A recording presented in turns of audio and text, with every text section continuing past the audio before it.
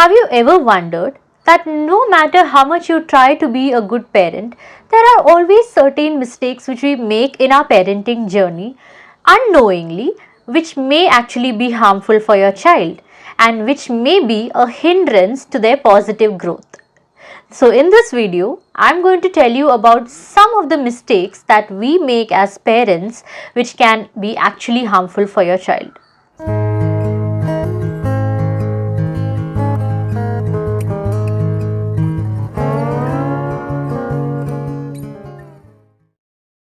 Not providing a rich and stimulating environment. Now, what do I mean by rich and stimulating environment? I'm not asking you to create an environment with very costly materials, with a lot of furnitures, with a lot of entertainment, toys and learning tools for your child, but instead something which is stimulating. Stimulating means something from where the child have the opportunity to learn, explore and bring their creativity and imagination out.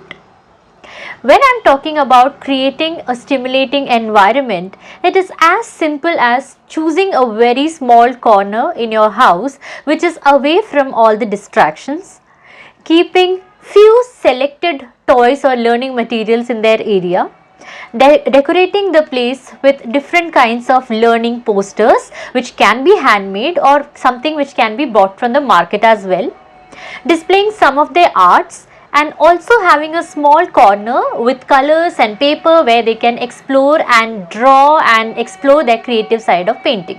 It is told that children below the age of 6 years old have absorbent mind. Absorbent mind, just like a sponge. When a sponge is dropped into a water, it automatically absorbs water which is around them. In the same way, the child automatically absorbs the knowledge or things that they are getting to learn from a stimulating environment without any added efforts. We don't have to put our efforts, the child don't need to put any extra effort, the child just learns from the environment. Exactly like how your child picks up your mother language, mother tongue or anything that you are speaking at home without any added efforts, and they use the exact grammar without any mistake, they speak it out without any formal training.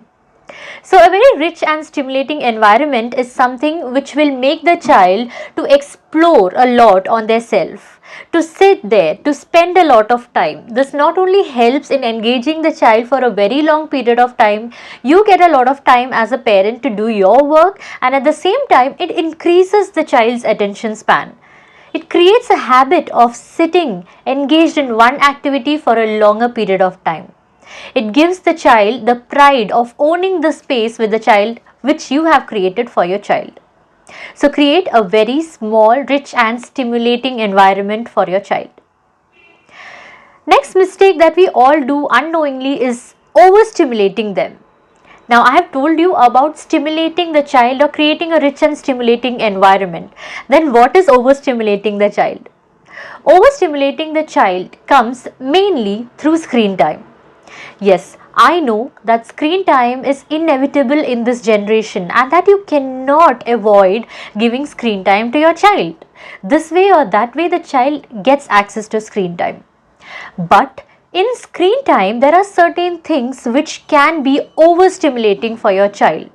When I mean overstimulating, it means working excess on their senses.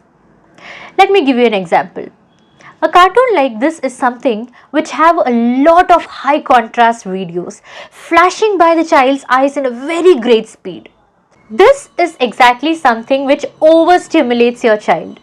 So when you are giving screen time to your child, you have to make sure that it is not overstimulating. If possible, it have to be something which is based on real life. And at the same time, do not give anything which contains a lot of violence, hitting or anything which does not have an educational purpose. There are a lot of videos in which they show how children are unboxing gifts or how the children are going and smashing and breaking things, and these are very popular videos with over millions of views. But these are not something which are going to help your child in any way. Instead, they are going to only overstimulate your child. So show screen time, limited screen time, but choose the programs that your child is going to watch very wisely. Next common mistake which we all do is not giving them enough of outdoor plays. Now in India, with majority of people having lack of vitamin D is because they are not going out, they are not working out under the sun. The sun have a lot of healing property. The sun not only helps your child to grow, to be immune, but at the same time it makes sure that the child is having a very healthy functioning body and mind. Make sure that you are giving them ample amount of outdoor plays. Choose a school which gives a lot of importance to outdoor plays. This is something which you can do if you are working or if you are busy and you cannot dedicate a time in your life or your day where you have to take your child out to the park. Choose a school which gives a lot of importance to outdoor play, where every day or at least 2 to 3 times a week they are taken out, they are made to play out under the sun, in the mud, splashing around water and all these things. This builds a lot of immunity also in the child. From the past 2 years, the children have been locked inside the house. They have been practically kept away from exposure of all these external environmental factors or germs and other things which can make the child fall sick. I agree that when the child is going out to play, they are going to fall sick. They are going to feel sick for maybe the starting few weeks, but soon the child will get adjusted to the environment, and that is exactly what we need to build in our children. So give importance to a lot of outdoor plays. Next mistake is giving a lot of importance to the quantity of food rather than going for the quality of food. Now what do I mean by quantity and quality? We all try to overfeed our child. We always say, beta kha lo, eat your food, you have to finish this. If you are not finishing, we are going to do this, we are going to do that. But have you ever tried to understand that it is not the quantity that matters, but also the quality, which is very important? Make sure that every single bite that they are taking is nutrient dense, which means don't just limit to rice, chapati or dal or anything like that, but also give a lot of different varieties of food, which includes a lot of fruits, a lot of vegetables, seeds, nuts, dry fruits and so on. There are a lot of replacements also which you can do in your child's diet, which will make their food nutrient dense. Nutrient dense food not only makes your child's body healthy but also their mind healthy. So make sure that you are offering a lot of varieties to your child. Next very common mistake which we all do with our children during our parenting journey is not having a proper routine in your child's day-to-day life. I understand it's very tough to maintain a routine, especially if your child is an infant, toddler or a preschooler. After 6 years or 7 years, the child understands, and it's easier to give them a visual representation of day timetable wherein they understand that what time they have to do what. But when they are small, it's little tough to maintain a routine. But I'm not asking you to schedule things. Instead, start on working for the flow of events that are going to happen in a day. For example, you can't say that 7 o'clock the child have to wake up, 7 to 7:05 the child have to brush, 7:05 to 7:15 the child have to take a bath and get ready, and then 7:30 the child have to have breakfast. This is practically not possible. The timings cannot be maintained. So what do I mean by scheduling or creating a routine in the child's life? It's as simple as knowing what comes after next. Now this not only makes your child accustomed to whatever is happening, there will be less power struggles, less tantrums, less crying, more adaptability to environment and easier transition from home to school and so on. But at the same time, it will bring down a lot of mental stress or anything that you go on day-to-day basis with your parenting journey. How to do this? Let me give you an example.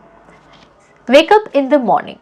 After waking up, we brush our teeth, take a bath, get ready. Have your breakfast, go to school. After you're back from your school, again get ready, remove your dress, freshen up, wear your dresses which you are going to wear at home. Have your lunch and then play. Let me say an open-ended play. Then take a nap, wake up, Go outdoors, place maybe in your terrace or balcony or maybe in a park or anything like that. Come back, pray to God or do your homework, and then have some activities or play schedule for your child. Read books, take a bath, have your breakfast and other things, and then finally go to sleep. So you can basically have any kind of schedule. This is just one example which I have given you, which is very random, but you can plan your own schedule, and not timed one, but instead knowing what is going to come next and follow it with all your heart and soul, day after day, and your child is going to set into this rhythm. The body is going to adjust to the rhythm, and soon a lot of issues like the child not having food on time, the child not going to bed on time, and all these things will be sorted for sure. If your child is little grown up, you can also have visual representation of these routine, wherein you can take a paper and you can draw a small picture of wake up and then write wake up in front of it, brush your teeth, take a bath and all, so the child knows what is going to come next. Next common mistake which we all do is comparing our child with another child. We should understand that almost all the children or every single person on this planet is different from each other. They are unique. Imagine you being compared to another mom or dad, and somebody saying that that mom or that dad, that parent is doing much better than you. Imagine how bad you are going to feel. We compare our children with their own siblings, with their cousins, with neighbors, with people that they know, their friends, and even with our own self when we were a child. When I was a child, I used to do this on time, I used to sleep on time, and so on. When you are comparing your child, their confidence and their belief that they are having on their self dies over there, and this is not what we want in this generation or the coming generation. The academics or the marks are not going to matter. The confidence of your child is going to matter. How much they love themselves, how much they believe in themselves, how much they believe in their abilities is something which is going to matter. And when we try to kill it in the childhood, it's never going to develop in future. So let's make sure that we are not comparing our children with anybody out there.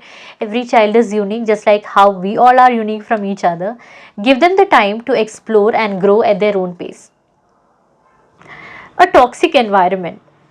When I told you in the beginning about a rich and stimulating environment, that is something which works positively on your child's growth. But a toxic environment is something which can bring down the child in a very bad state. When I say positive, a very toxic environment, it does not just mean hitting the child, pushing the child, screaming at the child and so on. That is also there. When you hit the child, push the child, criticize the child, or have a lot of physical violence and other things on the child, it creates a lot of negative or let me say no positive growth on the child's brain development.